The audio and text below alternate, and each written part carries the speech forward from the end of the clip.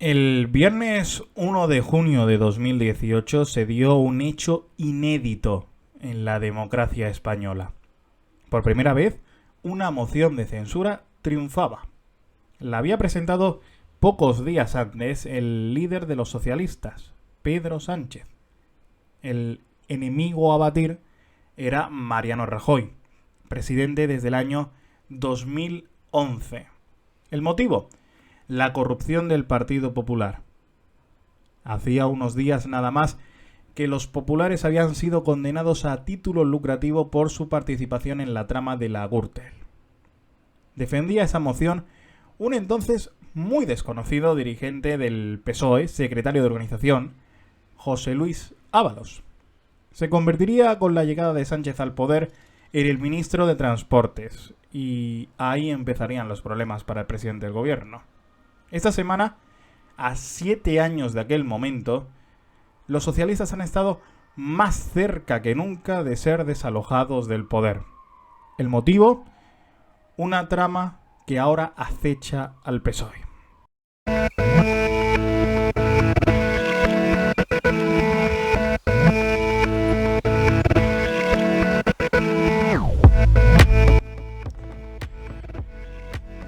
El nombre clave de la semana ha sido Santos Cerdán.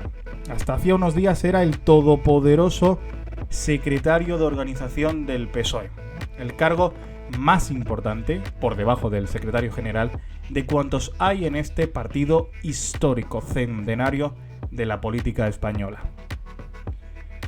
La Guardia Civil apuntaba el miércoles por la noche a Cerdán, del que ya había habido algunas sospechas. Le acusa presuntamente de cobrar comisiones ilegales a base de adjudicar de forma amañada contratos de obra pública a la empresa Acciona. Todo esto, de momento, tiene la capa del presunto porque nada ha sido juzgado. Pero Cerdán ha sido obligado a dimitir. Los audios, desde luego, son demoledores. El informe de la Guardia Civil es revelador y la situación es bastante grave. Todo fue tomando forma y dimensión el jueves por la mañana.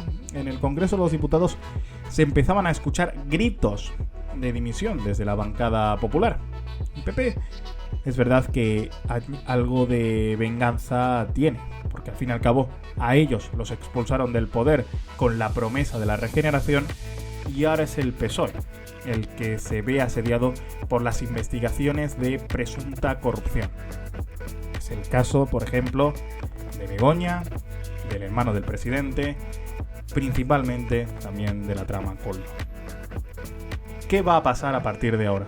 Bueno, la justicia tendrá que hablar, la justicia tendrá que decir hasta dónde llega esta trama de corrupción, quién hay implicado, quién no hay implicado y sobre todo, algo que también es muy grave, quién lo sabía y no hizo nada. ¿Actuaban Ábalos, Koldo y Cerdán sin que Pedro Sánchez lo supiera? ¿Pedro Sánchez lo sabía y callaba? ¿No lo sabía? ¿Lo sabía y por eso echó a Ábalos? Bueno, eso es lo que se está investigando ahora. De momento, el presidente del gobierno, al que más de uno le pidió elecciones el jueves, en la izquierda había auténtico pavor con la posibilidad de que se pudiera tener que votar en verano, este verano, en 50 días. El presidente del gobierno de momento está atrincherado en la presidencia del Ejecutivo. Tiene por qué seguir, la verdad, porque su mandato no concluye hasta 2027. Pero la pregunta es, 2 años más, ¿para qué?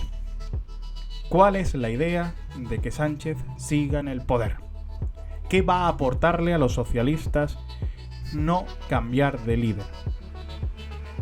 Son muchas las voces que piden ya comicios, incluso dentro del propio partido. Son muchas las voces que llevan tiempo dudando del liderazgo del presidente del gobierno, también dentro del propio partido. La pregunta es, ¿cómo sería la política española si ahora nos fuéramos a elecciones? ¿Aprovecharía el PP el desgaste de sus rivales a batir? ¿Conseguiría mayoría absoluta? ¿Sería Santiago Abascal vicepresidente del gobierno? Lo que parece muy poco probable, pese a lo que dice el CIS, es que se pudiera repetir el gobierno de coalición de izquierdas. También es verdad que Sánchez llegaría a estas hipotéticas elecciones anticipadas de 2025 en una situación muy diferente a las de 2023, cuando él las adelantó al 23 de julio en una maniobra que muy pocos entendieron, pero que le salió bien. Llega a una situación de desgaste profundo. Ayer Sánchez negaba que fuera a hacer un cambio de gobierno, quizás sería necesario. Llega en un momento en el que hay una parálisis ejecutiva, donde el gobierno no está consiguiendo sacar sus principales proyectos, o si consigue algo, se está viendo enmarañado por toda la actualidad y por todos los escándalos que surgen a su alrededor, donde una de las noticias de la semana y del año, como es que se va a acabar con la verja de Gibraltar, que va a entrar este país, que es perteneciente, ya sabéis, al Reino Unido, dentro del espacio Schengen, esa noticia que abriría telediarios, ocupa el lugar residual por todo lo que se está generando. Decían que malditos los Santos Cerdán y los Coldo que vienen a la política a destruir. Dice Sánchez que se equivocó al confiar en el político navarro. Se ve que también se equivocó al elegir a su predecesor, nada más y nada menos que José Luis Ábalos. La pregunta es si Sánchez sabe elegir bien a su equipo. Es una pregunta también que conviene hacerse. El clima es cada día más desfavorable. Se ve en la opinión pública, se ve en qué triunfa en televisión. Son también muestras de qué piensa la sociedad. Que Iker Jiménez, hablando de política, lleve 2 semanas haciendo récord de audiencia, es también una muestra de qué piensa parte de España. Es una parte importante. ¿Qué va a ocurrir a partir de ahora? Dice Puigdemont que habría que repensar si la investidura, si la continuidad del gobierno es viable.